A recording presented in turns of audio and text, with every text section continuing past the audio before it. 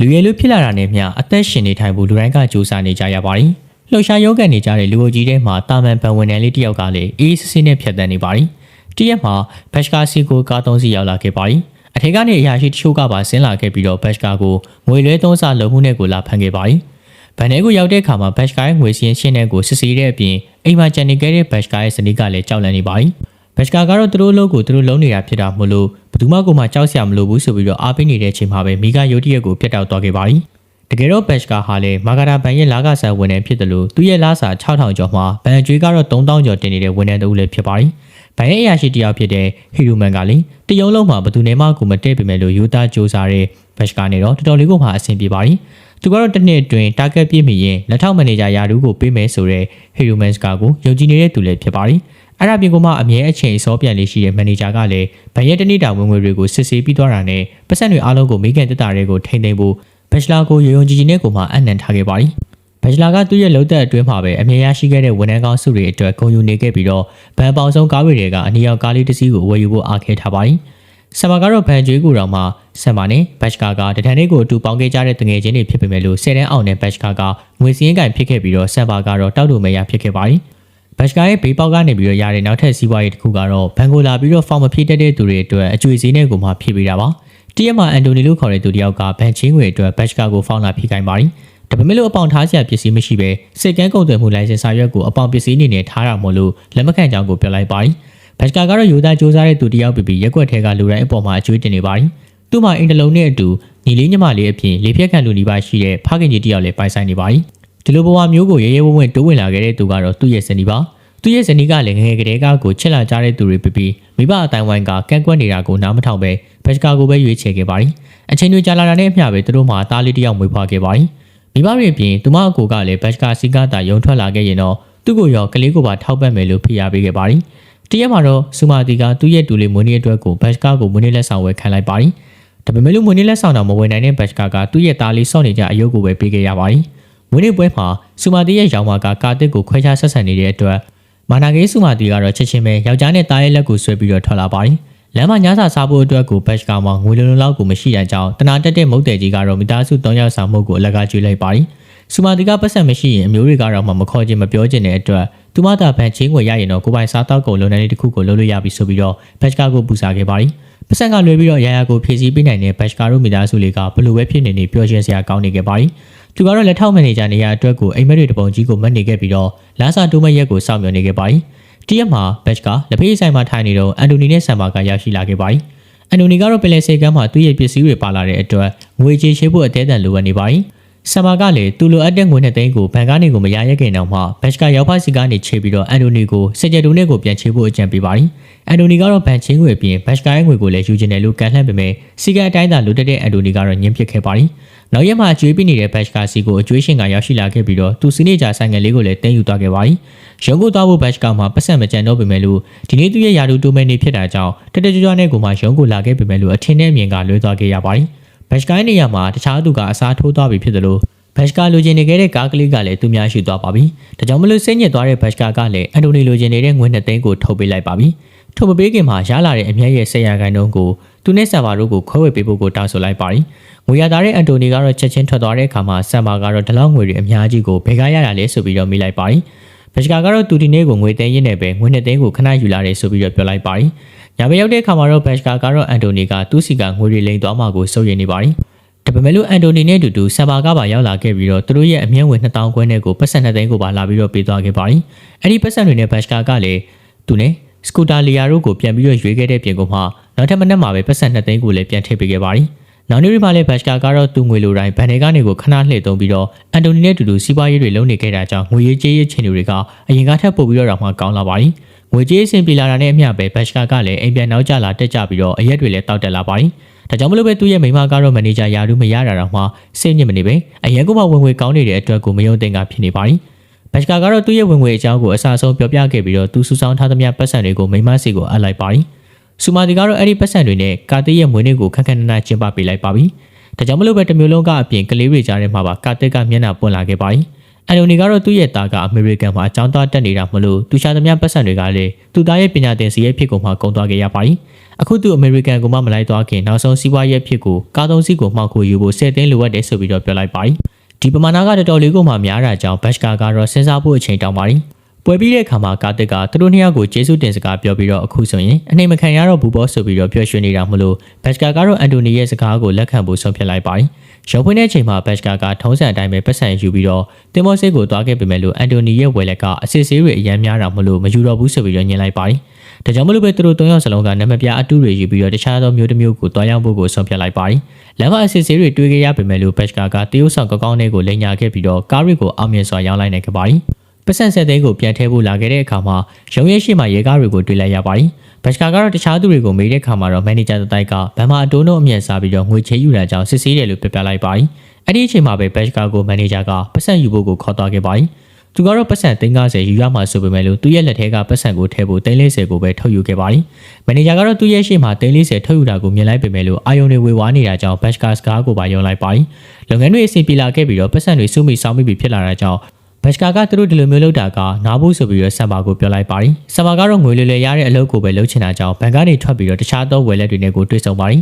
ဘတ်ကာကတော့သူ့ရဲ့ကလေးကိုမိသားစုအတွက်ကိုတေချာလေးကိုမှစူးစောင်းနေခဲ့တော့သူ့ရဲ့ညီကအင်္ဂလန်မှာပညာသင်ရမှာဖြစ်တာကြောင့်ပညာသင်စရိတ်ကိုထုတ်ပေးလိုက်ပါတယ်နောက်တနေ့ဘန်ကိုရောက်လာတဲ့အခါမှာသူ့ရဲ့အကြိုက်ဆုံးအနီရောင်ကားလေးကရောက်နေပါတယ်အဲ့ဒီကားကိုဝယ်ယူတဲ့မန်နေဂျာကငွေလွှဲသုံးစားမှုနဲ့ကိုဖမ်းခံလိုက်ရတာမို့လို့ကားကိုဘန်ကတင်ယူသွားပါတယ်အဲ့ဒါအပြင်ဘန်ပုံရိပ်ကလည်းကြာဆင်းစေမှုနဲ့ငွေလွှဲသုံးစားလုပ်နေတဲ့သူတွေအပြင်လောင်ရီမကင်းတဲ့သူတွေကိုပါယာရုကနေထုတ်ပယ်လိုက်တာမို့လို့ဥက္ကဋ္ဌကဘတ်ကာကိုယာရုအဆင့်တိုးပေးလိုက်ပါတယ်ဒီနေရာကအရင်ဘတ်ကာမရတဲ့နေရာထက်ပိုပြီးတော့မြင့်ခဲ့ပြီးတော့လားစာလည်းပိုပြီးတော့ကောင်းနေပါတယ်ပြီးတော့ဘတ်ကာကိုလည်းကြိုင်းနှစ်သက်ရာအရာတစ်ခုကိုတောင်းဖို့ပြောလိုက်တဲ့အခါမှာဘတ်ကာကလည်းသူအနှစ်နှစ်လလကိုသဘောကျခဲ့ရတဲ့ကားလေးကိုအိမ်ကိုယူလာခဲ့ပါတယ်အဲ့ဒီအချိန်ကစပြီးတော့ဘတ်ကာရဲ့ဘဝကလည်းတစ်စစ်ချိုးစုသလိုတိုးတက်ပြောင်းလဲလာခဲ့ပါတယ်လက်ရှိအချိန်မှာတော့အစစ်ဆေးခံနေရတဲ့ဘတ်ကာရဲ့စာရွက်စာတမ်းတွေကလည်းပြန်ပြီးတော့ရခဲ့ပါပြီအထက်မှာတင်းတောင်းရှိနေတဲ့ရဲ့စီးရင်ကြောင့်အားလုံးကလည်းအော်သွားခဲ့ရပါတယ်တမန်ပွန်ဝင်တဲ့တယောက်ရဲ့လားစာကအစာပိုင်းမှာပုံမှန်အတိုင်းရှိခဲ့ပေမဲ့ရုတ်တရက်ကြီးများပြားလာတာကမယုံနိုင်ဖွယ်ရရှိပါတယ်လွန်ခဲ့တဲ့နှစ်တုန်းကဥက္ကဋ္ဌကနေတဆင်ဘတ်ကာကိုဘန်အတွက်ကိုမှအရေးကြီးတဲ့တာဝန်တစ်ခုကိုအနှံခဲ့ပါတယ်အဲ့ဒါကတော့ဟာရှာဆိုတဲ့သူတယောက်ကိုဘန်ချင်းခွင့်ထုတ်ပေးရမှာပါဟာရှာကတော့တခြားဘေးကဘန်ခွဲကဘန်ချင်းခွင့်ထုတ်ယူတဲ့ပွဲစားတစ်ယောက်ဖြစ်ပါတယ်ပုံမှန်သဘောရကတော့ဘန်ချင်းခွင့်အတွက်ကိုတစ်ချက်မှာကော်မရှင် 0.1 ရခဲ့တာမလို့ဟာရှာအနေနဲ့အမြင့်ငွေအများကြီးရမှာပါဘန်တိုးဆက်ဖို့ကိုနှစ်ပတ်အချိန်ရခဲ့ပေမဲ့လို့တချို့သူတွေကတော့ဝေးဆမျှစာပါဒါပေမဲ့လို့ဘတ်ကာကတော့ဟာရီရဲ့အကြံကိုညှင်းပယ်ပြီးတော့နှစ်ပတ်အတွင်းမှာအကျွေးကိုလာဆက်ဖို့ပြောလိုက်ပါတယ်ဘတ်ကာကတော့သူ့ရဲ့လားစာနဲ့စူမာတီအတွက်ကိုဆွေးကြိုးတကုန်းကိုဝယ်ပေးခဲ့ပြီးတော့စားတောက်ကောင်လုပ်ငန်းကိုလည်းဖွင့်ပေးခဲ့ပါတယ်ဟာရှာရဲ့တပည့်ဆူနာကလည်းနောက်၄ပတ်နေမှာပတ်စံကိုလာပြီးတော့ဆက်တာကြောင့်ဘတ်ကာကတော့ငွေကြေးစီးရင်ကိုစစ်ဆေးနေခဲ့ပါတယ်စီရင်ရကတော့ဟာရှာရဲ့ဝင်ငွေထွက်ငွေကမညီမျှခဲ့တာကြောင့်ဘတ်ကာကတော့တခြားသောမန်နေဂျာတယောက်ကိုတွားပြောပြီးမန်နေဂျာကတော့စီရင်ထုတ်ပြဖို့ကိုညှင်းပယ်ခဲ့ပါတယ်ဒါကြောင့်မလို့မန်နေဂျာနဲ့အတူတူဟာရှာကဘဏ်ငွေတွေကိုအလွဲသုံးစားလုပ်နေပြီဆိုတာကိုဘတ်ကာကတော့ရိပ်မိသွားခဲ့ပါတယ်ဒါပေမဲ့လို့ဒီလိုမျိုးငွေကြေးအများကြီးကိုဟာရှာကဘာတွေသုံးနေလဲဆိုတာကိုသိရအောင်ဘတ်ကာကစုံစမ်းခဲ့ပါတယ်ဟာရှာကချင်းကိုတွေနဲ့အတူရှယ်ယာတွေကိုဝယ်ယူကဝယ်လူအားတိုးလာတာနဲ့အမျှရှယ်ယာဈေးတွေကလည်းမြင့်တက်လာပြီးတော့အမြင့်ဆုံးအချိန်ရောက်တဲ့အခါမှာသူဝယ်ထားတဲ့ရှယ်ယာတွေကိုပြန်ပြီးတော့ရောင်းချနေခဲ့တာပါဒီလိုမျိုးချင်းကိုတွေကိုရှယ်ယာကစားခြင်းကမတတ်မှမှုဖြစ်တာကြောင့်ဘတ်ကာကဥက္ကဋ္ဌကိုတိုင်ကြားဖို့ကိုဆုံးဖြတ်ခဲ့ပေမဲ့ကျောင်းကနေပြီးတော့ပြန်လာတဲ့ကာတစ်ကလည်းချောကလက်ခိုးစားနေတဲ့တငယ်ချင်းကိုဆီယာမနဲ့မတိုင်ပဲတဝက်ကြီးဖို့ကိုကန်လှည့်လိုက်တယ်ဆိုတဲ့အကြောင်းကိုသိလိုက်ရပါတယ်ဘတ်ကာကလည်းသူ့ရဲ့သားနေလန်တိုင်းကိုဟာရှာရုစီကနေကန်လှည့်မှုကိုယူလိုက်ပါတယ်ဟာရှာရဲ့တပည့်ဆူနာကတော့ဘတ်ကာကိုလိုချင်တဲ့ငွေပမာဏကိုခြာရေးခိုင်းပေမဲ့ဘတ်ကာကတော့ချင်းကိုအတွက်ကို100ခိုင်နှုန်းကိုငွေသားတည်တံ့ယူခြင်းနဲ့ဆိုတာရဲ့ဆူနာတို့ရှယ်ယာမကစားခင်ရောင်းနေစီနဲ့ဝယ်စီကိုသူ့ကိုပြောပြဖို့ကန်လှည့်လိုက်ပါတယ်ဘတ်ကာရဲ့ကန်လှည့်မှုကိုဟာရှာရုကလက်ခံပြီးသွားတဲ့နောက်နေ့မှာတော့ဘတ်ကာကဆူနာလာထုတ်တဲ့ငွေတွေကိုအမေမင်းမရှိကိုထုတ်ယူပေးခဲ့ပါတယ်ဆူနာကတော့အရင်ကညင်ပြီးတော့အခုမှပါလို့လက်ခံခဲ့တယ်လေဆိုတာကိုမေးလိုက်ပါတယ်အဒီနောက်မှာတော့ဘတ်ကာကတော့သူရရှိမဲ့ငွေတွေအတွက်ကိုငွေမဲကနေငွေဖြူဖြစ်အောင်လို့ထီအောင်တဲ့ဆိုင်မှာလက်ထိုးပြီးတော့ပေါက်ကနန်းကိုရယူခဲ့ပါတယ်ကော်မရှင်ကားတွေမပါဘဲနဲ့ငွေဖြူတည်တဲ့18သိန်းကျော်ရရှိလာတဲ့ဘတ်ကာကတော့တတိဘဝဖြစ်ကိုမှကူပြောင်းသွားခဲ့ပါတယ်ဘတ်ကာကတော့ဒါတွေနဲ့မရက်နိုင်သေးပဲသူ့ရဲ့ပတ်စံတွေအားလုံးကိုရှယ်ယာထဲမှာရင်းနှီးမြှုပ်နှံခဲ့ပါတယ်ဘတ်ကာကတော့ဆူနာရဲ့အကူအညီနဲ့18သိန်းကနေပြီးတော့4ဆလောက်အထိကိုအမြတ်ငွေရရှိသွားခဲ့ပြန်ပါတယ်အဲ့ဒီအချိန်မှာပဲဘတ်ကာရဲ့ညီမမင်္ဂလာဆောင်အတွက်ကိုအားလုံးကအဝတ်စားဝယ်ဖို့ကိုထွက်လာခဲ့ပါပြီပတ်စံတွေရန်ချမ်းသာပေမဲ့လို့စီးလာတဲ့ကားစုပ်ကလေးကြောင့်ဝန်ထမ်းတွေကဘတ်ကာတို့ကိုအေးမလုပ်ပဲနဲ့လစ်လူရှုခဲ့ပါတယ်အဲ့ဒါကိုမကျင်တဲ့ဘတ်ကာကတော့ချက်ချင်းပြန်ထွက်သွားခဲ့ပြီးတော့အဝတ်စားအသစ်တွေအပြင်ကားအသစ်ကိုပါဝယ်ယူကလက်ဝတ်ရတနာဆိုင်ကကောင်တာတစ်ခုလုံးကိုအပြတ်သိမ်းပစ်ခဲ့ပါတယ်ဘတ်ကာကဝယ်လာတဲ့ကားလေးကသူတို့လမ်းနဲ့မလွတ်တာကြောင့်ဘတ်ကာကတော့သူတို့ရဲ့လမ်းကိုတလမ်းမောင်းဖြစ်ကိုမှဝယ်ယူခဲ့ပါတယ်ပတ်စံချမ်းသာလာတဲ့နေ့အမျှဘတ်ကာကလည်းငွေကုန်မောင်းနေခဲ့ပြီးတော့လုပ်ဖို့ကိုင်ဘက်အားလုံးကိုမထိမဲ့မြင်ပြလာခဲ့ပါတယ် အဲ့ဒါအပြင်ဘတ်ကာကလည်းစူမာတီတို့ဒီလိုမျိုးနေထိုင်နေရတာကသူ့ရဲ့ကျေးဇူးကြောင့်လို့တင်စီပြောဆိုခဲ့ပါတယ်နောက်ထပ်တစ်ရက်မှာတခြားသောဘဏ်ကမန်နေဂျာကရောက်ရှိလာခဲ့ပြီးတော့ဟာရှာချေယူထားတဲ့အဲ့ဒီငွေကြေးအကြောင်းကိုမေးပါတယ်ဘတ်ကာကတော့ဟာရှာတို့ကအတိုးပုံမှန်မဆက်ဘူးလို့ပြောတဲ့အခါမှာမန်နေဂျာကတော့300လောက်နဲ့ကိစ္စမရှိဘူးဆိုပြီးတော့ပြောလိုက်ပေမဲ့ဘတ်ကာကတော့ဘဏ်မှာ900ကျော်ချေးထားတယ်လို့ပြောလိုက်ပါတယ်မန်နေဂျာကတော့သူတို့ဘဏ်ရဲ့အဝင်ထွက်စည်းရင်းမှာအဲ့ဒီလောက်ပမာဏမရှိတာကြောင့်ဟာရှာကတော့ကွက်ကြော်ရိုက်ပြီးဆိုတာကိုသိလိုက်ရပါတယ်ဒီလိုမျိုးပဲချင်းခွေကနေရှေ့ရကစားနေခြင်းကဖန်စီရမိသွားရင်တော့အိန္ဒိယရဲ့စီးပွားရေးကချက်ချင်းပြိုလဲသွားနိုင်ပါတယ်။ဒါကြောင့်မလို့တွေ့တိုးရှိရဲ့မန်နေဂျာကချက်ချင်းလဲကျတည်ဆုံသွားပါတယ်။ဘတ်ကာကတော့ဒီတည်ဆုံမှုကြောင့်အားလုံးရပ်ဖို့ကိုဆူနာကိုပြောပေမဲ့ဆူနာကတော့လက်မခံခဲ့ပါဘူး။ဒါကြောင့်မလို့ဘတ်ကာကလည်းတာမရတဲ့အဆုံးမှာဟာရှာတို့ကိုမဖမ်းမိအောင်လို့သာဖုံးကွယ်ထားပေးလိုက်ရပါတယ်။နောက်ရက်ဒီမှာဘတ်ကာရဲ့ရောက်ဖအရှုံးပေါ်နေတာမလို့သူတို့စီကိုပတ်ဆက်လာချေနေပါတယ်။ဆူမာတီကတော့သူတို့တွေပတ်ဆက်မရှိခင်တော့ကမတူတလို့မတန်တလို့ဆက်ဆံခံရတဲ့အပြင်သူတို့ရဲ့သားလေးကိုမွေးနေ့ကိတ်တစ်ဖက်တောင်မှစေတနာမရှိတဲ့ရှောင်းမကြောင့်ဒေါသထွက်ပြီးတော့မချေနိုင်ဘူးဆိုပြီးတော့အပြည့်ညင်လိုက်ပါတယ်။တကယ်တော့ဆူမာတီဒီလိုမျိုးဒေါသထွက်နေရတဲ့အကြောင်းရင်းကလည်းပြောင်းလဲသွားတဲ့ဘတ်ကာကြောင့်ရောပါဝင်နေပါတယ်။သူမကပတ်ဆက်မရှိတဲ့အရင်လိုမျိုးဘတ်ကာကိုသာလိုချင်တယ်လို့ပြောပြီးတော့အဝေးကိုထွက်သွားလိုက်ပါတယ်။အချိန်ကြာကြီးစကားမပြောဘဲနေခဲ့တဲ့ဘတ်ကာရဲ့အဖေကဒီလိုမျိုးဝင်ငွေအများပြရလာတာဟာဘတ်ကာမကောင်းမှုတွေလုပ်နေတယ်ဆိုတာကိုရိပ်မိတယ်လို့ပြလိုက်ပါတယ်။လောင်ကစားဆိုတာကအမြဲတမ်းနိုင်မှာမဟုတ်တဲ့အတွက်ကိုယ်အသာရနေတော့မှအနိုင်နဲ့ပိုင်ပြီးတော့ရက်တက်တဲ့ဖြစ်ကြောင်းကိုလည်းပြောလိုက်ပါတယ်။ငကိုကလေးကကိုစိတ်ဆိုးနေတဲ့စူမာတီကသူ့ရဲ့လုပ်ငန်းကငွေမဲကနေပြီးတော့ငွေဖြူကိုပြောင်းတဲ့ဟန်ပြလုပ်ငန်းဖြစ်နေတယ်ဆိုတာကိုပါသိသွားတာမလို့တော်တော်ကြီးကိုမှစိတ်ဆိုးနေပါတယ်။အမြင်မှရသွားတဲ့ဘတ်ကာကလည်းသူ့ရဲ့ညီမတွေအပြင်ကမှရောက်ဖအတွက်ပါတေချာလေးကိုမှခွဲဝေပေးနေခဲ့ပါတယ်။ဆမ်မာတွက်ကလည်းရောက်ဖပေးရမယ့်အတိုးနှုန်းတွေကိုလွှဲပြောင်းပေးကလုပ်ငန်းတွေကချိုးတဲ့သူတွေကိုလည်းလှူဒန်းပေးနေခဲ့ပါတယ်။ဒီလိုမျိုးရင်လိုမျိုးဘတ်ကာဖြစ်အောင်လို့ပြောင်းလဲနေပေမဲ့လို့စူမာတီကတော့စိတ်ဆိုးမြေပါဘန်လိုကနေထွက်ပြီးတော့အေဂျင့်စွာနေထိုင်တဲ့ဘတ်ကာစီကိုအမိုက်ထုတ်ကြီးတစ်ထုပ်ကရောက်လာခဲ့ပါတယ်။အဲ့ဒါကတော့ CBI ရာရှိဖြစ်တဲ့ဘတ်ကာကြီးအဂတိလိုက်စားမှုကိုမသိပေမဲ့လို့ဘန်ဝင်ငွေထောက်ငွေစီရင်အရာဘတ်ကာရောသူ့ရဲ့မိသားစုကိုပါပြိုလဲသွားအောင်လို့လုပ်နိုင်တယ်ဆိုပြီးတော့ချင်းချောက်ပါတယ်။ဒါပေမဲ့လို့အဲ့ဒါကိုတားချင်ရင်တော့ဘတ်ကာရဲ့ငွေတင်းတောင်းကိုဆူနာရဲ့ကုမ္ပဏီတဲကိုထည့်ပြီးတော့ဟာရှာအတွက်ကိုရှယ်ယာကစားနိုင်မယ့်ငွေကိုဘန်တို့မယူပဲချင်းငွေရဖို့လုပ်ပေးရမယ်ဆိုပြီးတော့ကန့်လန့်လိုက်ပါတယ်။တကယ်တော့ဥက္ကဋ္ဌကြီးအနေနဲ့ဘတ်ကာကိုမန်နေဂျာအဖြစ်ကိုခံထားရတာဟာရှာအတွက်ချင်းငွေတက်တက်ထုတ်ပေးဖို့ပဲဖြစ်ပါတယ်။ဘဏ်ရဲ့ချင်းငွေတွေနဲ့ရှယ်ယာကစားခြင်းကလည်းလူတွေရှယ်ယာကိုစိတ်ဝင်စားကုန်ကြပြီးတော့ဘဏ်ကိုလာပြီးတော့ငွေချေဖို့အသုံးပြုကြမှာဖြစ်တဲ့အတွက်ဘဏ်ရဲ့ဝင်ငွေနှုန်းကလည်းမြင့်တက်လာမှာပါ။လောဘတွေတက်လာတဲ့ဟာရှာကလည်းဘဏ်တိုးတွေကိုကျင်းနှံ့အောင်လို့မဆက်ပင်နဲ့တခြားသောဘဏ်တွေမှာလည်းလက်မှတ်အတုတွေနဲ့ချင်းငွေယူခဲ့တာကသူတို့ကတော့ကြီးမားတဲ့အန္တရာယ်ကြီးဖြစ်လာစေခဲ့ပါတယ်။ဒါကြောင့်မလို့သူတို့တွေကလည်းဘတ်ကာကိုဟာရှာငွေချင်းမှုမှာလက်မှတ်ထိုးပေးပေမဲ့လို့